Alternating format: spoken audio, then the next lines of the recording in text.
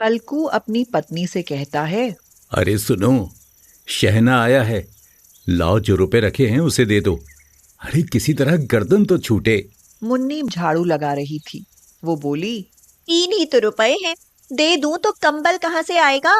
माघ पूस की रात खेत में कैसे कटेगी? उससे कह दो फसल पर रुपया देंगे, अभी नहीं है। हल्कू थोड़ी देर तक चुपचाप खड़ा रहा और अपने दिल में सोचता रहा। पूस सर पर आ गया है। बगैर कंबल के खेत में रात को वो किसी तरह सो नहीं सकता, मगर शहना मानेगा नहीं। और फिर मुन्नी से कहा, ला दे दे, गर्दन तो किसी तरह से बचे।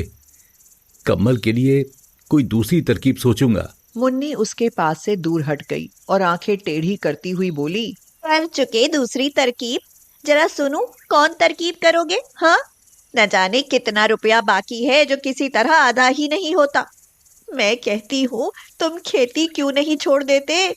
मर मर कर काम करो, पैदावार हो तो उससे कर्जा अदा करो। ऐसी खेती से बाज आए। मैं रुपए ना दूंगी, ना दूंगी। हाँ। हल्कू रंजीदा होकर बोला, तो क्या गालियां खाऊं? गाली क्यों देगा? क्या उसका राज है? मगर यह कहने के साथ ही उसकी तनी हुई भवें ढीली पड़ गईं। फिर उसने ताक पर से रुपए उठाए और लाकर हल्कू के हाथ पर रख दिए। फिर बोली, तुम अब की खेती छोड़ दो। हाँ, मजदूरी में सुख से एक रोटी तो खाने को मिलेगी, किसी की धौंस तो ना रहेगी। अच्छी खेती है, मजदूरी करके लाओ, वो भी उसमें झोंक दो। हल्कू ने रुपए लिए और इस तरह बाहर चला। उसने एक एक पैसा काट कर 3 रुपए कंबल के लिए जमा किए थे। वो आज निकले जा रहे हैं। एक एक कदम के साथ उसका दिमाग अपनी नादानी के बोझ से दबा जा रहा था। पूस की अंधेरी रात, आसमान पर तारे भी ठिठुरते हुए मालूम होते थे। हल्कू अपने खेत के किनारे ओक के पत्तों की एक छतरी के नीचे बांस के खटोले पर अपनी पुरानी गाढ़े की चादर ओढ़े हुए कांप रहा था। खटोले के नीचे उसका साथी कुत्ता जबरा पेट में मुंह डाले सर्दी से कूं कूं कर रहा था। दो में से एक को भी नींद न आती थी।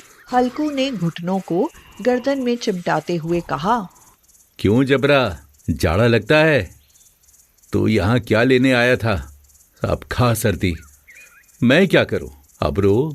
जबरा ने लेटे हुए दुम हिलाई। शायद वो ये समझ गया था कि उसकी कूं कूं की आवाज से उसके मालिक को नींद नहीं आ रही है। हल्कू ने हाथ निकाल कर जबरा की ठंडी पीठ सहलाते हुए कहा, कल से मेरे साथ ना आना, नहीं तो ठंडे हो जाओगे। ये पछुआ हवा ना जाने कहां से बर्फ लिए आ रही है।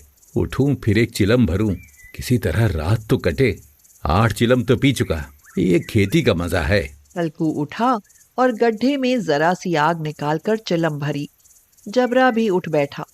हल्कू ने चिलम पीते हुए कहा, पिएगा चिलम? जाड़ा तो क्या जाता है, आज जरा मन बहल जाता है। आज और जाड़ा खा ले। कल से मैं यहाँ पियाल बिछा दूंगा, उसमें घुस कर बैठना, जाड़ा नहीं लगेगा। जबरा ने अगले पंजे उसके घुटनों पर रख दिए और उसके मुंह के पास अपना मुंह ले गया। हल्कू को उसकी गर्म सांस लगी। चिलम पीकर हल्कू फिर लेटा और ये तय कर लिया कि चाहे जो कुछ हो, अब की सो जाऊंगा। लेकिन एक लम्हे में उसका कलेजा कांपने लगा। कभी इस करवट लेटा, कभी उस करवट। जब किसी तरह ना रहा गया तो उसने जबरा को धीरे से उठाया और उसके सिर को थपथपा कर उसे अपनी गोद में सुला लिया। कुत्ते के जिस्म से मालूम नहीं कैसी बदबू आ रही थी, पर उसे अपनी गोद से चिमटाते हुए ऐसा सुख मालूम होता था जो इधर महीनों से उसे न मिला था। जबरा शायद ये ख्याल कर रहा था कि बहिश्त यही है, और हल्कू की रूह इतनी पाक थी कि उसे कुत्ते से बिल्कुल नफरत न थी। वो अपनी गरीबी से परेशान था, जिसकी वजह से वो इस हालत को पहुंच गया था। ऐसी अनोखी दोस्ती ने उसकी रूह के सब दरवाजे खोल दिए थे। इतने में जबरा ने किसी जानवर की आहट पाई। वो झपट कर उठा और छपरी से बाहर आकर भौंकने लगा। हल्कू ने उसे कई बार पुचकार कर बुलाया, पर वो उसके पास ना आया। खेत में चारों तरफ दौड़ दौड़ कर भौंकता रहा। एक लम्हे के लिए आ भी जाता तो फौरन ही फिर दौड़ता। फर्ज की अदायगी ने उसे बेचैन कर रखा था। 1 घंटा गुजर गया। सर्दी बढ़ने लगी। हल्कू उठ बैठा और दोनों घुटनों को छाती से मिलाकर सिर को छुपा लिया। फिर भी सर्दी कम ना हुई। उसने उठकर आसमान की ओर देखा। अभी कितनी रात बाकी है? अभी 1 घड़ी से ज्यादा रात बाकी है। हल्कू के खेत से थोड़ी दूर के फासले पर एक बाग था। पतझड़ शुरू हो गई थी। बाग में पत्तों का ढेर लगा हुआ था। हल्कू ने सोचा, चलकर पत्तियां बटोरूं और उनको जलाकर खूब तापूं। रात को कोई मुझे पत्तियां बटोरते देखे तो समझे कि कोई भूत है। कौन जाने कोई जानवर ही छुपा बैठा हो। मगर अब तो बैठे नहीं रहा जाता। बहुत ठंड है। उसने पास के अरहर के खेत में जाकर कई पौधे उखाड़े और उसका एक झाड़ू बनाकर हाथ में सुलगता हुआ उपला लिए बाग की तरफ चला। जबरा ने उसे जाते देखा तो पास आया और दुम हिलाने लगा। हल्कू ने कहा, अब तो रहा नहीं जाता जबरू। चलो बाग में पत्तियां बटोर कर तापें। इकट्ठे हो जाएंगे तो फिर आकर सोएंगे। अभी तो रात बहुत है। हल्कू ने आग जमीन पर रख दी और पत्तियां बटोरने लगा। थोड़ी देर में पत्तों का एक ढेर लग गया। हाथ ठिठुरते जाते थे, नंगे पांव गले जाते थे और वो पत्तियों का पहाड़ खड़ा कर रहा था। उसी अलाव में वो सर्दी को जलाकर खाक कर देगा। थोड़ी देर में अलाव जल उठा। उसकी लौ ऊपर वाले दरख्त की पत्तियों को छू छू कर भागने लगी। हल्कू अलाव के सामने बैठा हुआ आग ताप रहा था। 1 मिनट में उसने अपनी चादर बगल में दबा ली और दोनों पांव फैला दिए। उसने जबरा से कहा, क्यों जबरा, अब तो ठंड नहीं लग रही है ना? जबरा ने कूं कूं करके गोया कहा, अरे अब क्या ठंड लगती ही रहेगी। पहले ही ये तरकीब नहीं सूझी, नहीं तो इतनी ठंड क्यों खाते। जबरा ने दुम हिलाई। हल्कू बोला, अच्छा आओ इस अलाव को कूद कर पार करें, देखें कौन निकल जाए है। अगर जल गए बच्चा तो मैं दवा ना करूंगा। अब मुन्नी से कल ये ना जड़ देना कि रात ठंड लगी और ताप ताप कर रात काटी, वरना लड़ाई करेगी वो। ये कहता हुआ वो उछला और उस अलाव के ऊपर से साफ निकल गया। पैरों में जरा सी लिपट गई, पर वो कोई बात न थी। जबरा अलाव के गिर्द घूमकर उसके पास खड़ा हुआ। हल्कू ने कहा, चलो चलो ऊपर से कूद कर आओ। वो फिर कूदा और अलाव के उस पार आ गया। पत्तियां जल चुकी थीं। बगीचे में फिर अंधेरा छा गया था। राख के नीचे कुछ कुछ आग बाकी थी। हल्कू ने फिर चादर ओढ़ ली और गर्म राख के पास बैठा हुआ एक गीत गुनगुनाने लगा। उसके जिस्म में गर्मी आ गई थी, पर जूं जूं सर्दी बढ़ती जाती थी उसे सुस्ती दबा लेती थी। जबरा जोर से भौंककर खेत की तरफ भागा। हल्कू को ऐसा मालूम हुआ कि जानवर का एक झुंड उसके खेत में आया। शायद नील गाय का झुंड था।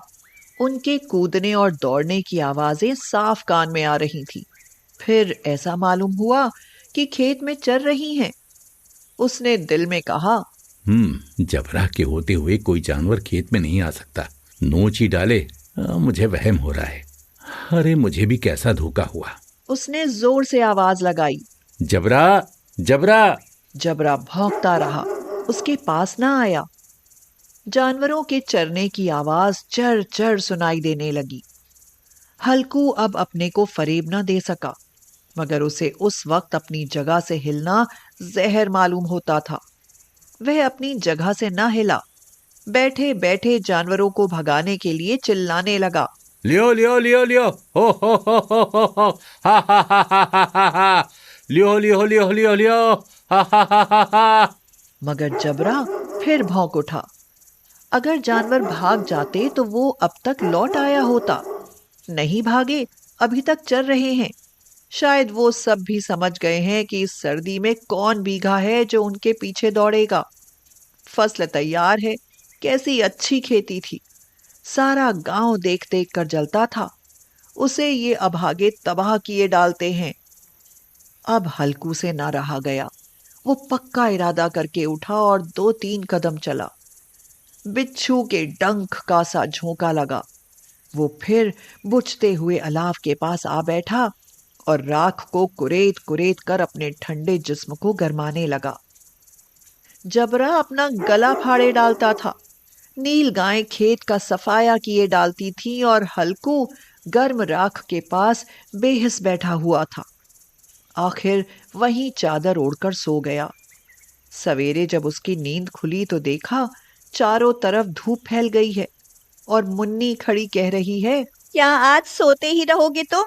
यहाँ मीठी नींद सो रहे हो और उधर सारा खेत चौपट हो गया। सारे खेत का सत्यानाश हो गया। भला कोई ऐसे भी सोता है? तुम्हारे यहाँ मंडिया डालने से क्या हुआ? हल्कू ने बात बताई। अरे मैं मरते मरते बचा, तुझे अपनी खेत की पड़ी है। पेट में ऐसा दर्द उठा कि मैं ही जानता हूँ। दोनों फिर खेत के डांडे पर आए। देखा खेत में एक पौधे का नाम नहीं और जबरा मंडिया के नीचे चित्त पड़ा है। बदन में जान नहीं है। दोनों खेत की तरफ देख रहे थे।